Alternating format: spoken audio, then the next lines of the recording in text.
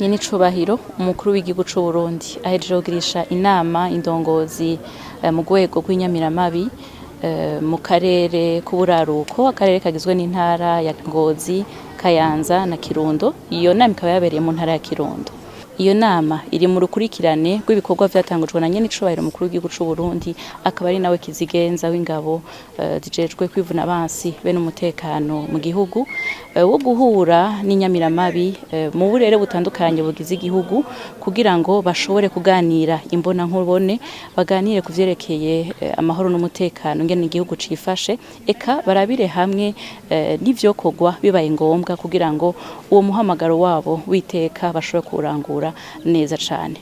Vyagaragaye rero mu vyegeranyo vyagiye biratangwa yuko igihugu c'u Burundi cifashe neza cane ku vyerekeye amahoro n'umutekano muri kano karere k'uburaruko. Vyahaye akaryo Nyenicubahiro umukuru w'igihugu c'u Burundi ko kukeza inyamiramabi, kuko nimba amahoro n'umutekano bisasagaye mu gihugu cose, suko umwansi asinziriye, ahubwo nuko bahagaze magabo. Umuhamagaro w'inyamiramabi ni umuhamagaro yise yuko ari uwiteka cane, kuko bagwana n'umwansi ataboneka, kuko abakozi b'ikibi bo baguma bihisha kandi banyegeye mu bene gihugu.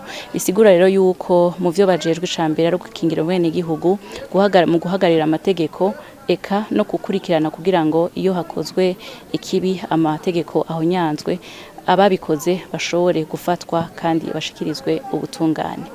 Rero iyo nama yahaye akaryo kandi Nyenicubahiro umukuru w'igihugu c'u Burundi yo kubandanya batera intege kugira ngo bahagararire koko amategeko, kuko igihe cose itegeko rihonyanzwe hari umwene gihugu abakomeretse, haba ku mutima canke ku mubiri canke mutwe yiwe.